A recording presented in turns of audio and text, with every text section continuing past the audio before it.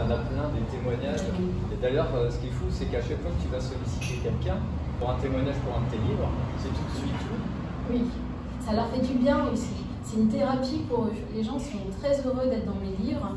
Et c'est aussi une forme de reconnaissance, c'est un hommage qu'ils vont rendre à la personne décédée. Et puis ça leur sert de thérapie.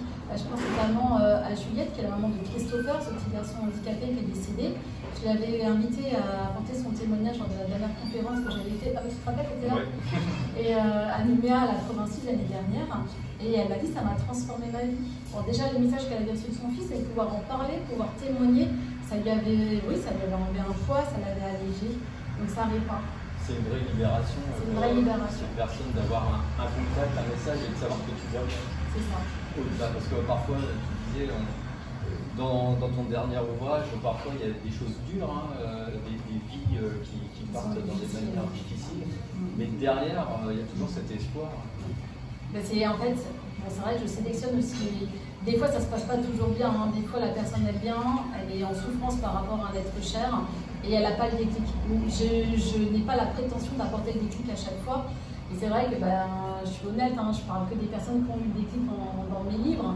Mais le déclic, moi, je ne peux pas l'avoir à votre place. Hein. C'est à vous de vous ouvrir, c'est à vous de lire d'autres ouvrages. Si vous avez envie d'avoir le déclic, des fois, il faut un peu plus de temps.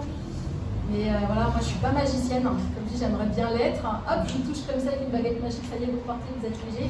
Non, il y a aussi votre part à faire. Et comment tu t'organises? Parce que tu as ta vie voilà, familiale à côté, tu travailles avec ton époux. Je consulte essentiellement les lundis. Et puis aussi, pourquoi je ne consulte pas toute la semaine? C'est parce que j'ai besoin de garder les pieds sur terre. Et être avec les défunts tout le temps, moi ça me déconnecte trop de la réalité. Et j'ai besoin d'avoir une vie normale. Et vous voyez, par exemple, quand j'ai fini d'écrire L'Infini Amour, j'ai donné 6 mois, mais vraiment 6 mois intenses. J'avais plus de vie. Je voyais plus mes amis, ma famille entre parenthèses. Et quand L'Infini Amour, j'ai mis le point final, j'ai ressenti un vide énorme. Parce que j'étais tout le temps là-haut, tout le temps connectée dans cette autre dimension qui m'a apporté beaucoup d'amour, qui m'a nourri. Et réatterrir sur Terre, ça a été hyper violent. Et je me suis dit, non, en fait, j'ai pas envie de... J'adore ma vie en plus, hein. J'adore mon mari, j'adore mes amis, j'adore ma famille. Mais l'amour que je trouve quand je vous transmets les messages, quand je les canalise, c'est tellement puissant, c'est tellement énorme que des fois, je me dis c'est quand mon tour. Ouais, mes enfants, ils n'aiment pas quand je parle comme ça. Mais oui, c'est quand mon tour parce que j'ai envie d'aller voir ce qui se passe là-haut. Enfin, je le sais déjà, mais c'est tellement fort et j'ai mis beaucoup de temps à réatterrir.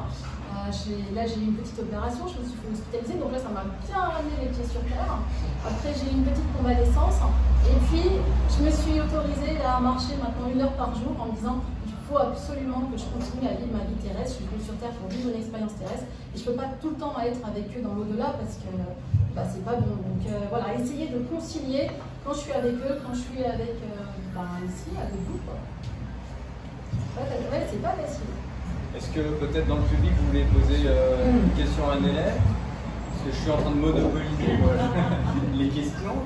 Mais... Oui, moi j'aimerais savoir, après le décès d'une personne de la famille, est-ce qu'il y a un certain temps qu'on doit leur laisser avant de pouvoir entrer en contact?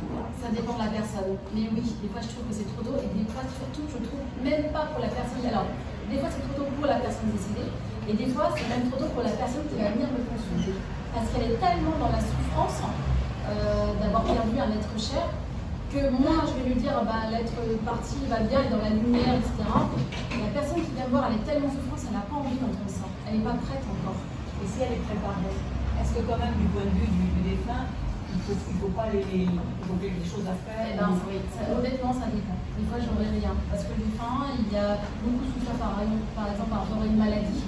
Il faut du temps pour atterrir, du temps pour s'alléger en fait, toutes les souffrances qu'il a eues sur Terre. Donc honnêtement, ça dépend. Ça dépend des personnes. Et puis il y a des personnes qui ont une vie très spirituelle. Et alors elles prennent l'ascenseur direct. Elles prennent l'ascenseur direct, elles sont bien. C'est vraiment au cas par cas.